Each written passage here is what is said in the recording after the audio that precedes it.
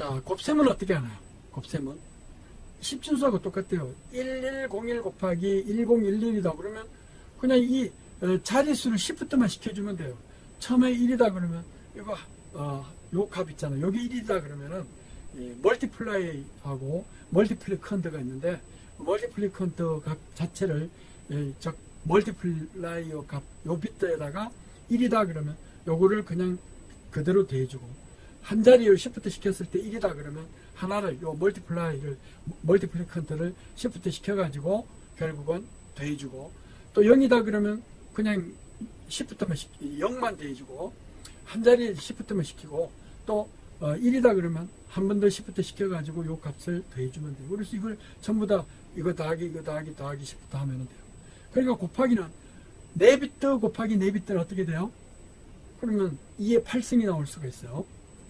4자리 곱하기 4자리는 8자리까지 나올 수 있다. 우리가 그것만 이해하면 돼요. 그러니까 각각 이 멀티플라잉 값에다가 멀티플리컨트 이 값 자체를 우리가 1이 있으면은 시프트 시키고 더해주고 멀티플라이 그 다음에 0이 있으면은 그냥 시프트만 시켜주고 이런 식으로 해가지고 더해주기만 하면 돼요. 그러니까 곱셈은 반드시 비트 수가 4비트 곱하기 4비트를 곱하기 한다고 하면 8비트가 나올 수 있다는 것을 해줘야 돼요. 그래서 나중에 이해하겠지만은 예를 들어서 8비트 곱하기 8비트 값을 한다 그러면은 16비트가 나올 수 있다는 거예요. 그러려면은 자리수만큼 시프트 시켜가지고 더해주면 돼요. 그러니까 곱하기 아주 용이하죠. 시프트라는 논리 연산과 다음에 애드만 이용하면은 곱하기가 될 수 있잖아요. 그러니까 어때요? 이 컴퓨터에서는 한 자리에서 나올 수 있는 게 0과 1이니까 이 시프트 연산을 통해 가지고 얼마든지 애드하고 시프트만 하면은 곱셈을 할 수 있다. 그거를 여기서는 보여주는 거예요. 자, 두 개 서로 곱하기 하면은 서로 시프트만 시켜주면 돼요. 시프트를 딱 시키면서 나오는 값이 0, 1, 0이라다 시프트만 시켜가지고 1이면 그 값을 더해주고 멀티플리컨트를 더해주고 멀티플라이어가 만약 시프트 시켰을 때 0이 나오면 그냥 시프트만 시키고 이런 식으로 해서 더해주기만 하면 됩니다.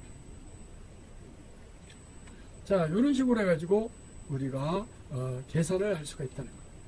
나눗셈은 어떻게 하면 돼요? 역시 나눗셈도 보니까 말이죠.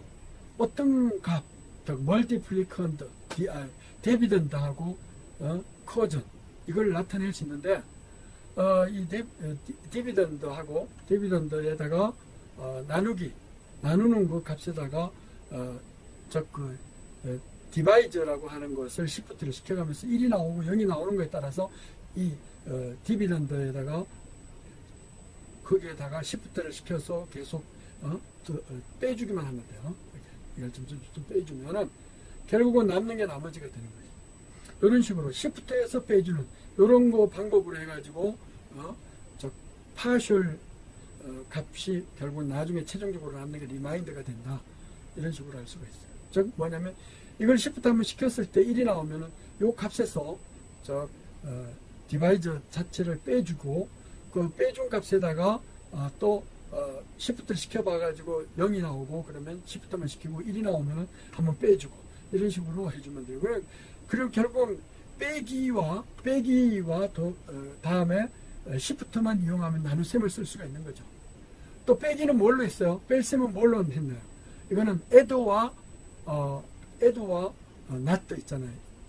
원스 컴플리먼트하고 플러스를 했으니까 좀 나트를 취하는 로지컬 오퍼레이션과 다음에 플러스라는 카운터까지 하면은 전부 논리에로잖아요. 논리에로하고 애드하고를 쓰면은 서브트랙션 뺄셈이 돼요. 그 뺄셈에다 시프트를 하면은 여기서 설명은 그거예요. 서브트랙션과 그 다음에 애드만 쓰면은 결국은 시프트만 쓰면은 결국 디비전을 할 수가 있다는 거예요. 나눗셈을 할 수가 있으니까 그런 원리로 컴퓨터는 4층 연산을 한다. 그래서 정리를 한번 해보죠. 정리를 하면은 애드는 그냥 애드기를 만들어서 쓰면 돼요. 논리에로를 가지고 쉽게 엔도와 나트 게이트를 쓰면 만들 수 있어요. 자, 근데 논리에로만 있으면 된다는 거죠. 애드는. 다음에 애드에다가 그 다음에 뺄셈을 하려고 그러면 어떻게 했어요? 우리가 앞에서 했듯이 그냥 뺄셈은 add에다가 그 다음에 투스 컴플리먼트에서 부호 변화만 하면 되잖아요. 부호 변화는 add와 카운터와 투스 컴플리먼트만 하면 되잖아요. 낫으면 취하면 되잖아요. 원스 컴플리먼트에 플러스 1을 했으면 카운트만 하면 되잖아요. 그러니까 뺄셈도 add에다가 결국은 투스 컴플리먼트라는 논리에로만 쓰면 되죠. 뺄셈은. 근데 곱셈은 뭐였어요? 곱셈은 결국은 시프트를 하면서 자리를 시프트 시키면서 계속 더해주기만 하면 돼요. add와 시프트만 있으면 돼요. 뺄셈은 시프트와 이거 팍팍팍팍 시프트 시키면서 한 자리를 시프트 시키면서 그거를 빼주기만 하면 되는 거였어. 이런 식으로 뺄셈과 시프트를 쓰면은 나눗셈이 된다는 거를 요번 챕터에서 이해하면 되는 거예요. 그래서 구체적으로 구현하는 거는 나중에 프로그램을 갖고 구현을 하자. 이런 식으로 하면 돼요. 이것과 이거를 나누기를 해주면 시프트를 시키면서 점점 빼주면 된다. 자, 그래서 덧셈, 뺄셈, 뭐 투스 컴플리먼트로 해서 하면 되는 거고. 근데 여기서 이제 플로팅 포인트일 경우는 어떻게 하느냐? 플로팅 포인트는 어떻게 돼요? 우리가 노멀라이즈 플로팅 포인트, IEEE에서는 엑스포넨트 값에다 플러스 127을 더해준다 그랬고요. 일반적인 노멀라이즈 값은 플러스 128을 더해주면 돼요. 사용하는 게 IEEE 스탠다드다 그러면 그냥 그거 폼으로 쓰기만 하면 돼요. 그러니 선언하고 써버리면 되니까. 자, 그래가지고 대부분 노멀라이즈드 플로팅 포인트 이 값을 하면은 멘티자는 투스 컴플리먼트로 쓰고 엑스포넨트는 뭐죠? 베이스 값을 더해준 128을 더해준 이런 값을 더해요. 자, 그런 식으로 해가지고 우리가 사용을 해서 엑스포넨트가 만약에 플로팅 포인트로 되어 있다 그러면 픽스 포인트로 바꿔가지고 소수점 이상 값과 소수점 이하 값으로 나눠가지고 처리를 할 수가 있다. 이렇게 볼 수가 있는 거죠. 그래서 곱셈이다 그러면 어떻게 돼요? 일단 이거를 이제 픽스 포인트로 나타내가지고 위에 거, 아래 거 각각 나타내가지고 곱해주면 되는 것이다. 이렇게 표현할 수 있어요. 두 개, 소수점 이상 곱하기 하고 소수점 이하는 또 이렇게 곱하기 따로 하고 하면 되겠죠. 그런 식으로 곱해줄 수가 있어요.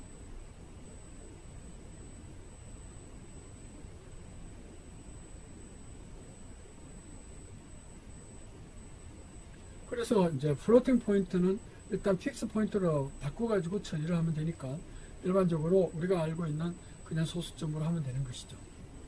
그래서 부동 소수점도 이제 픽스 포인트로 나타내가지고 곱하기를 하면 된다. 이런 식으로 표현할 수가 있고요.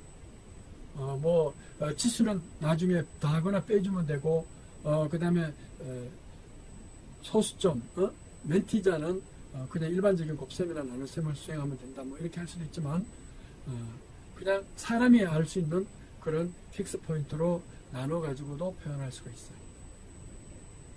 자, 여기 보면은 플로팅 포인트에서 오버플로우, 언더플로우 뭐 이런 게 표현할 수 있죠. 왜냐하면 플로팅 포인트로 표현할 수 없는 지수 범위가 있고 또 멘티자 범위로 벗어나는 것도 있을 수가 있기 때문에 그래요. 그거는 앞에서도 이야기했어요. 그러니까 연산을 처리하면 프로세스가 언더플로우가 일어났다, 오버플로우가 일어났다 하는 것을 플래그 레지스터에다가 세팅을 시켜줘요. 그럼 그걸 보고 일반적으로 우리가 처리를 할 수 있게 된다는 것이죠. 자, 그래가지고 오버플로우나 언더플로우는 플로팅 포인트에 포함될 수 없는 범위를 벗어나는 값이 왔을 때 그럴 때 표현을 못하니까 당연히 에러가 일어났다고 하는데 그거를 오버플로우, 언더플로우라고 그래가지고 그냥 일반적으로 오버플로우로 처리하는 루틴에서 처리를 해줄 수가 있다는 것만 이해를 하면 돼요. 여기에 챕터에서. 자, 오늘은 8강 여기까지 하도록 하겠습니다. 수고했습니다.